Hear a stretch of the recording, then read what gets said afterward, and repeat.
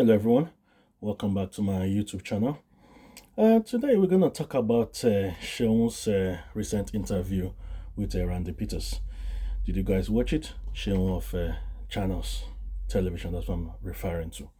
So, I Seun asked Randy Peters, the interview started by Randy Peters and in his usual self outlining the failures of President Bola Tinubu's government.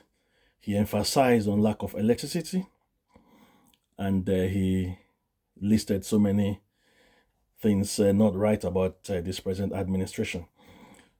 So the point I'm driving at is that Shona asked Randy Peters, what would you do differently? Then Randy Peters started dribbling and avoided the question. Typical politicians answer. He's not a politician, by the way, but what politicians do, if they don't have an answer to your question, they dribble you, run around, give you a different answers. In his case, Randy Peters just kept on about the lack of electricity. He didn't answer the actual question. So, and I looked at the comments, which is actually what this video is about. Now, let's be clear. Randy Peters is allowed to be critical of this government because he's a Nigerian, one, and two, he's a taxpayer. So he's allowed to be critical of President Tinubu's government. Let's get that clear. But the point of this video is to emphasize on the fact that there are many people, many Nigerians, who are good at criticizing but have no idea of the solution. Now, many responses from the comment section of the interview, not many, I'll say those pro Randy Peters emphasize on the fact that he's not an elected or politician. I talked about Randy Peters here, that he's not vying for elected position.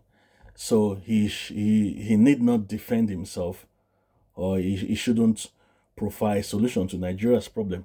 So that is the reason for my video, because there are many people, especially when you're against Tinubu's government, there are many Nigerians who have no clue what it takes to run a government. I don't want this video to be too long, so I want to ask people, make it clear or put up your solutions in the comment section. Do you have an idea what it takes to provide uninterrupted power supply for 210 million Nigerians? Give me an idea in the comment section, because personally, I think providing uninterrupted, I've said, uninterrupted power supply for the whole of Nigeria, nook and cranny, everywhere, all the villages, all the towns, all the cities of Nigeria, is not something that can be done in 20 years. I know that's my opinion. But the opposition will make you think that they can turn Nigeria to Eldorado in 4 years or in 8 years. So I like to say here that does anyone know how much? Okay, meters we know. Meters ranges between 100,000, 200 or 300,000. But does anyone know how much a transformer costs? When I checked, it costs £50,000. But let's assume that's the expensive one, that's the UK one, that's the abroad one, so it's expensive. Let's assume the one made in China is cheaper. Let's assume it's even 10 million. Though last I heard, someone commented that the one they bought in that area is 30 million. But let's assume it's 10 million.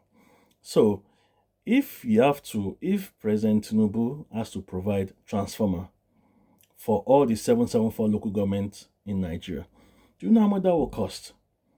Let's even forget transformer. What about high tension wires? People need to understand, especially the opposition, they need to understand that Nigeria's power grid is like a 1970 Peugeot 504. So it's like you want to pour 2026 Dangote petrol in a 1970 Peugeot 405 or 504. Yeah, that's what we used to use then. That's the problem with Nigeria's power grid. That's why The Gencos can generate 12,000 megawatts, but the power grid can only transmit between 4,000 and 5,000 megawatts. And discos can only probably give us 3,000 or less than 4,000 of electricity. So, which is number one? Because I'm going to make a different video about Nigeria's lack of electricity. I don't want this particular one to be too long.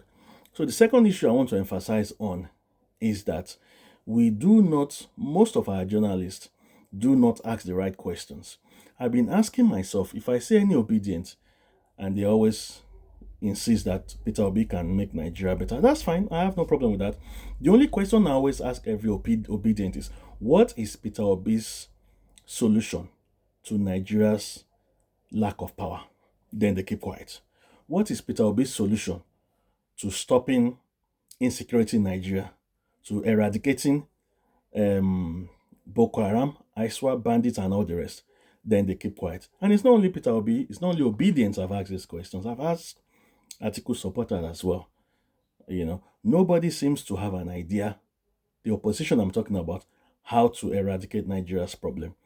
And I put this on our journalists. They do not ask the right questions. So, because I've checked online, I've checked everywhere, there is no Atiku or Peter Obi's response to how to solve Nigeria's problem. If anyone has a video of Atiku or Peter Obi telling or expatiating how they will eradicate Iswap or Boko Haram or bandits and provide Nigeria with uninterrupted power supply in 8 years, can you send me a link? I want to see it. And journalists, please, guys, you do your job. Anytime you have the opportunity to ask these people questions, channels, Arise, NTA, who else is out there, Sahara reporters, ask the right question. Can you please, on behalf of Nigerians, ask Atiku, Peter Obi, and the ADC guys, how will you solve Nigeria's problem? Let's start with the big two. Let's forget the rest. The big two, lack of electricity and insecurity. Can you please ask them how they will resolve those two in 8 years? Guys, please do your job.